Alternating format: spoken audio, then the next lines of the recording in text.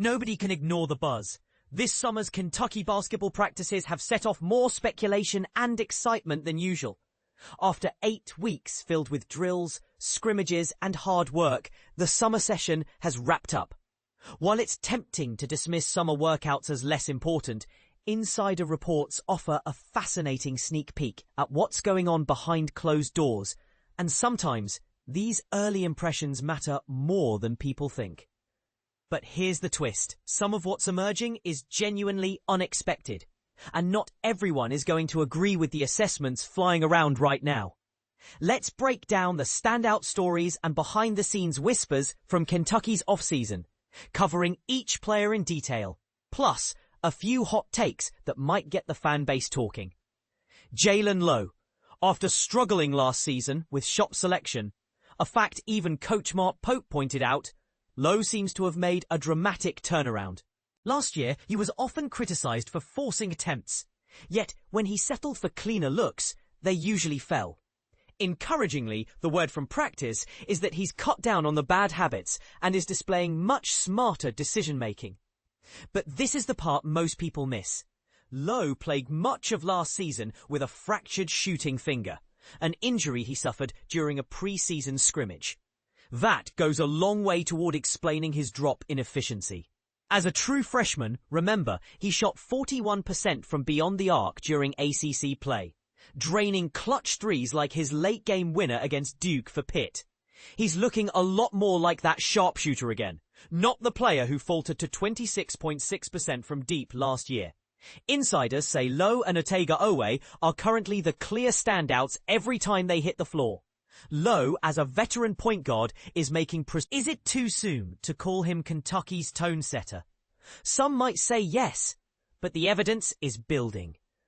Otega Oweh, Kentucky's leading scorer from last year, has returned from the NBA draft prep process more focused and explosive than ever.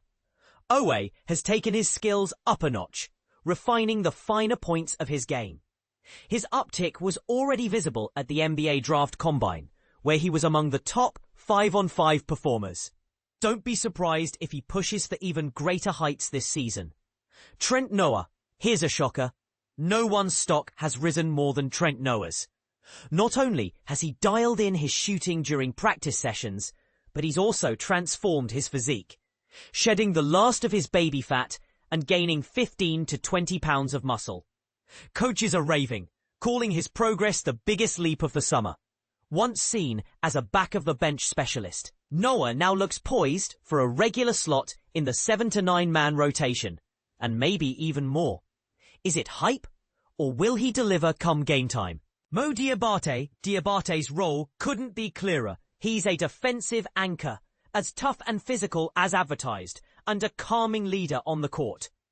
He's also filled in as a small ball center, a strategic move that could prove crucial, depending on how quickly Garrison develops and when Jayden Quaintance returns. Some might argue his ceiling isn't as high as others, but his consistent impact is not under dispute. Jayden Quaintance. The coaching staff is practically counting the days until Quaintance is cleared to return. While Garrison is progressing, everyone agrees that Jayden's size and energy are key to unlocking Kentucky's full front court potential. If he's not ready early in the season, could that be a make-or-break factor for Kentucky's inside game? That's up for debate. Garrison. Garrison, now entering his junior year, is moving in the right direction, but hasn't quite reached the level coaches want yet. Thankfully, there's still a window of time before the November 4 opener against Nicholls State. The next 3 months will be crucial for determining if he emerges as a difference maker or remains a role player.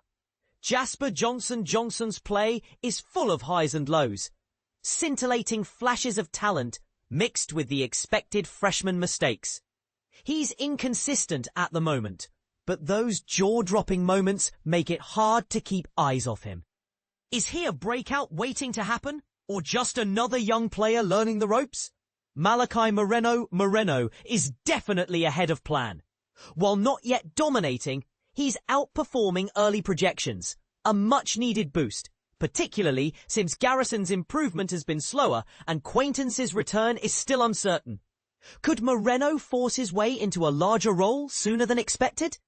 Colin Chandler is just coming off a significant injury, and information is still limited. Early signs, though, point to encouraging progress, something to keep an eye on as camp continues. Kam Williams burst out of the gate as a top shooter early in camp, but others have since closed the gap. Still, his ability to score from long range and his overall upside keep him solidly in the conversation for breakout roles. Denzel Aberdeen has lived up to his billing. He's shown to be a consistent, steady presence, one that could make him a reliable starter when the games begin. Braden Hawthorne. While Hawthorne still needs to fill out physically, his skills are drawing attention. Projected to be a steady contributor over the next 2 to 3 years, he may end up earning more playing time this season than people initially thought. Reese Potter. No news yet. He hasn't featured in practice updates. Andrea Jelovic. Still not with the team at this point. Big picture points to watch. As things stand, Lowe, Oweh and Noah have each managed to separate themselves from the rest of the squad with their standout performances. Noah's transformation is hands down the most surprising development of the offseason. Some see it as a Cinderella story. Others caution it's too soon to believe the hype. Kentucky's front court depth is still in flux, depending heavily on Quaintance making a healthy return and on Garrison's steady development. Denzel Aberdeen continues to look like the most probable third starter in the backcourt, likely lining up alongside both Oweh and Lowe. There's a real need for at least one of Williams, Chandler or Johnson to emerge as a consistent contributor if Kentucky wants to reach its ceiling this year. One final note. I've gathered these updates from several trusted sources over the past few weeks, sometimes while traveling. Interesting twist, fellow insider Jack Pilgrim has been hearing quite a few similar things. So don't be surprised if the winds of preseason optimism are blowing in the same direction across the Kentucky beat. Now,